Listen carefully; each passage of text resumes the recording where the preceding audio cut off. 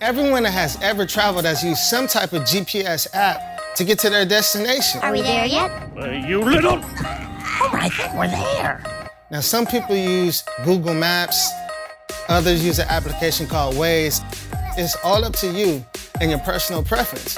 But when you type in that address into your GPS, you want to know how long it's going to take you to get to your destination. And that's the distance. And the distance is calculated in miles. But on the piano or keyboard, we calculate distance using something called half steps and whole steps. Now, I'm not talking about a dance move like, or I'm talking about the movement between one note to another. Now, we're talking about two terms here, half steps and whole steps. Now, what's a half step? A half step is from one note to another with no note in between, and a whole step always skips a key with one note in between. Now, these steps are not just one directional, meaning you can go up the piano using half steps and whole steps. You can also go down the piano using half steps and whole steps. Think about it. Have you ever got on an elevator that went up and just never came back down? Hello?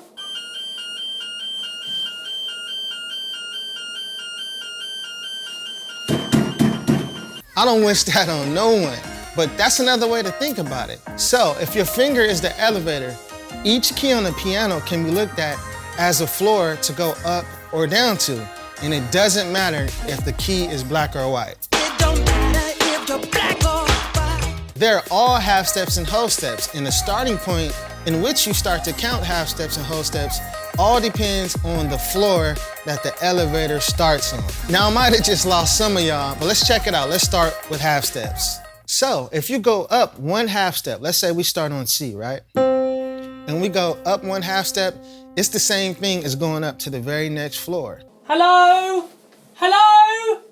So if we go up one, now we're on D flat. That's the very next floor up, we didn't skip, right? And then you can also go down a half step too as well. Remember, so if we start on D flat and go down a half step, now we're going down to C.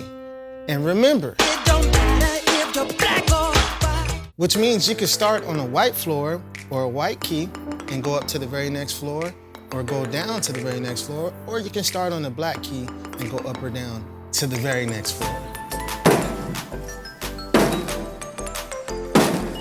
Now let's talk about whole steps. If you go up a whole step, it's the same thing as getting on the elevator and going from the first floor to the third floor.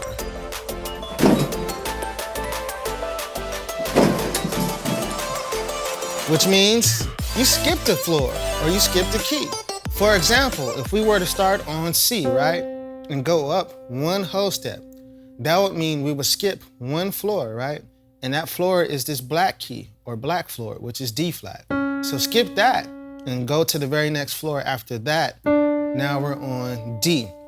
So from C to D, we have one note in between. Remember, a whole step always skips a key. That is one whole step. Now, let's start on the black note or black floor, and let's go down a whole step, right? So let's start from E flat and go down one whole step. So that would mean we would skip a floor. Hello? Hello? Hello? So in this case, the very next floor is a white floor, which is D. We would skip that and then go to the next floor after that. So we would go from E flat, skip to D, and now we're on D flat. So from E flat down to D flat, that equals one whole step. So now, let's test you out to see if you really got this. What is the distance from C to F in half steps? So in other words, how many floors do you have to go up to get to F if you start on C?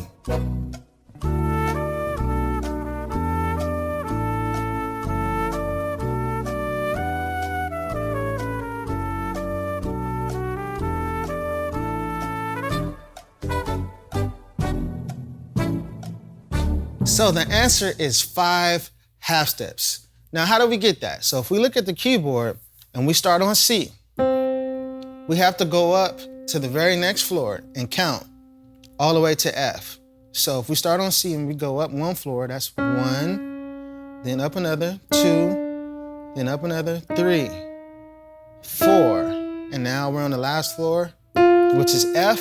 So we just went up. Don't count the C. Start counting once you go up. 1, 2, 3, 4, 5. That's 5 half steps. Now let's try that with the black keys, but this time we're gonna do whole steps. What is the distance from G flat to C in whole steps?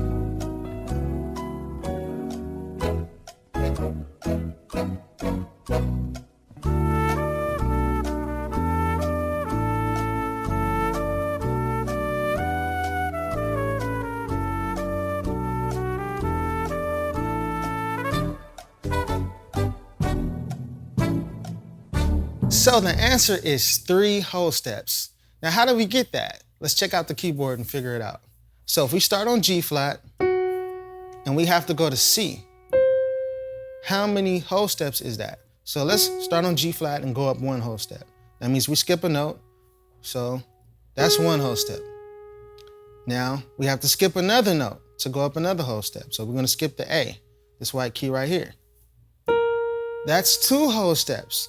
Now we gotta go to C. So that means we skip this note, which is B. That's 3 whole steps. So that's how we got 3 whole steps. Now this is another thing to consider. Depending on how far apart the notes are, you can measure the distance using all half steps. You can use all whole steps. And in some cases, you have to use a combination of both half steps and whole steps. So that's the same thing like if someone is 6 feet tall, you can also say that they're 72 inches, right? Now we do this all the time when it comes down to counting the age of an infant. If your baby is 1 year old, why you gotta say 12 months? Huh? How old is your baby? 52 weeks? Come on, man. But that's exactly what I'm talking about. You have options when it comes down to counting the distance between 2 notes. You can either use all half steps, you could use all whole steps, or in some cases, you can use a combination of both. Now we use half steps and whole steps all the time when it comes down to formulating scales, which we're gonna talk about on the next lesson, also forming chords, and so much more. So thanks for tuning in. I hope this helps you to understand how to measure the distance between notes. There's so much more coming your way, so make sure you subscribe, hit the notification bell as well. Also like the video, there's so much more to come. Thanks for tuning in. God bless. This is Jonathan Powell, JP signing out. Until next time, remember, if you can hear it, you can play it.